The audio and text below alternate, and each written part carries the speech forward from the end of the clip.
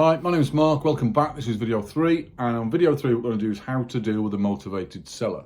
What do we say to a motivated seller? What information do we need out of a motivated seller? And this is done in the visit. So a visit in the house. I do 2 appointments on an evening, which is 6:20 and 8:20. It's a random time because people tend to kind of stick to time and they're in when you go around if it's a random time. If it's on the hour, people tend to be late and they're not there and stuff. So I do 6:20 and 8:20. I also do a weekend appointment, which is 11:20 on a Sunday morning. Again, it's a bit of a random time. It's traditionally what I've done and it seems to work and people are in and you can meet them. So we want to meet all decision makers that are on the title deeds to the property. So it could be 2 brothers, it could be sister and brother, it could be husband and wife, whatever it is, we want to meet them at the property and have a chat to them. And the thing is, the first thing I do is, or I'm expected to do, is look around the house, which is fine. If the vendor invites me to look around the house, then I'll look around the house. And what I'm doing on this visit, I'm not looking particularly at finding all the faults and kicking the house to bits and all this sort of stuff. I'm looking to find what type of amount of work needs doing and what type of deal I can turn it into. Because at this point, I don't know. I don't fit a strategy to a deal until I know all the information and it works for the vendor. There's 2 golden rules. The first one, it's got to work for the vendor. You can't put them in a worse position. If they're in a financial hole, try and get them out of it. And it's got to work for them first. The second golden rule is it's got to work commercially. It's got to make you profit. Because there's one overall golden rule, that's don't make a loss, whatever you do. So you've got to make a profit. So when I've been around the house, had a look at what condition it's in and what type of property it is and what I can do with it.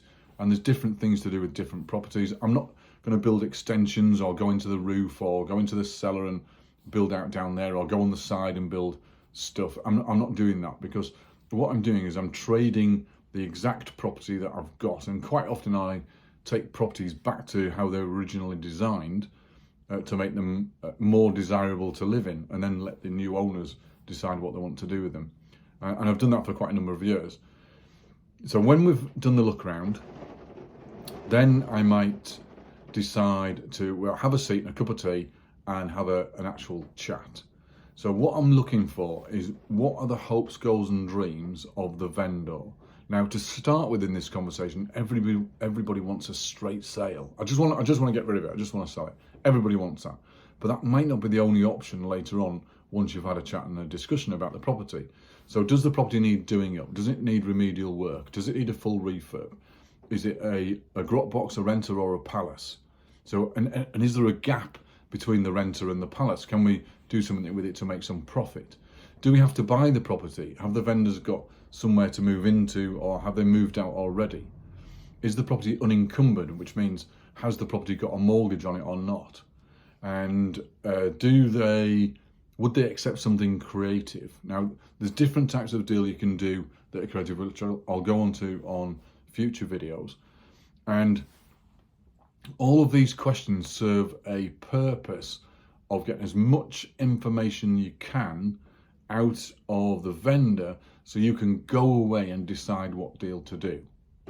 Now, a lot of people think, well, I'll just make them a low offer and that's the meeting over. Well, that's not quite how it works. Because the more time you spend with the vendor, and I've got a golden rule, I do not speak numbers or do not speak about a deal for 40 minutes. So when we're in the house, I've got to be in the house more than 40 minutes. The reason for that is because it seems like the minimum amount of time it takes to build up some rapport with the vendor. If you're in there less than 40 minutes or you're talking about numbers within 10 minutes, you've got no rapport with the vendor, they don't trust you necessarily, and you're not going to get a deal. It's going to fall out of bed at some point. So I make sure that I'm in the house for about 40 minutes before I even start talking numbers on a deal. Now, what do I mean by hopes, goals and dreams? Well, where's the vendor moving to? What part of town or in a different town? Why are they moving? Why are they getting rid of this particular house? Why is it in the condition it's in? So if it's in a poor condition, why haven't they done the work themselves and then sold for more money? Because that would make sense to me, being a property trader, is sell for more money. And what's their financial position? Now, this is a delicate question because you're trying to ascertain whether they haven't got the money or they have got the money or they want to go down a different route, or they just want rid because the soul's left the building, whether there's been a trauma in the house and they haven't the emotional stability maybe to deal with the property as it is. And that quite often happens with probate cases. The adult children who inherit the house haven't got they've got too much of an emotional tie in the house to want to do it, so they just want rid. What do they want to use the money for? Have they got any money in the property? Is there any equity there that they can use or that they need to move on to their next property? Or can they leave it in there for the time being, and can we do something a bit more creative so we can give it back at a later stage? Now, when I'm doing an assisted sale, for example, an assisted sale is a flip without buying the property, and it's a cracking type of deal to do in the right circumstances. Sometimes the money's left in the property. It's their money, it's their house, it's their equity. I never see it, it's not my money, it's theirs.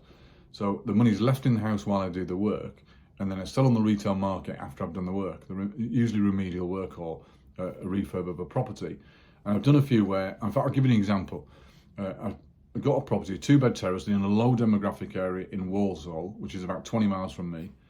And the property was on the market at 79,000, and we agreed I'd pay them 79,000 when the sale was done. And so I took on the property. It's called a key undertaking. You get a set of keys. I can enter the property. I can do the remedial work on the property, which in this case was a minor refurb, which is bathroom, carpets, decor, and kitchen and outside areas. So when I've done the work, I put it back on the market with a suitable agent, and I sell the property. Now, in this particular case, I agreed with Paul and Sharon, that was my vendor. With Paul and Sharon, they were the adult children of a probate case, and Sharon's mum had died, and that's how they've been left the property. There was no mortgage on the property, and therefore they live in their own house, and this one was unencumbered, empty, and it was a bit of a state, if we're honest. It was a bit of a grot box. So I agreed to do the work. I put the money into it. It didn't cost them anything. I put 8,500 into the property. We renewed the kitchen, renewed all the downstairs internal doors, and put glass panels in because it was quite a dark house. New carpets, decorated the house, tidied up the back garden because it was a bit of a jungle, tidied up the front garden, put a new bathroom suite in, decorated throughout, and created a new dream house for a first-time buyer in that area. Now, the difference in price is the buy price was the agreed buy price was 79,000. That's always Paul and Sharon's. It's never mine. It comes through the lawyers via contract and banks. I never see the money. It's their money. I don't charge them anything. It doesn't cost them anything to do this type of deal. And I sold out at 133, so 133,000. We actually put it up for 135 or 134,950, and we got an offer within 4 days at 133. So we took the sale at 133. Now, don't forget, I've already paid 8,500 out in refurb money. It took us 3 weeks to do the work, and then it took us 4 days to sell the property. I mean, that's a quick one. That's a really good one. But we've got 133. So not pay back, but I actually pay Paul and Sharon their 79. That comes from the lawyer to them. And I take the profit minus the 8,500. So 133 minus 79 minus 8,500. And then the profit is mine. And you can work out for yourselves what it is. It was quite a nice deal to do. They were chuffed to bits because they've got their 79,000. They've got rid of a property that they don't want. They've got rid of a property that's in poor condition and then weren't property people.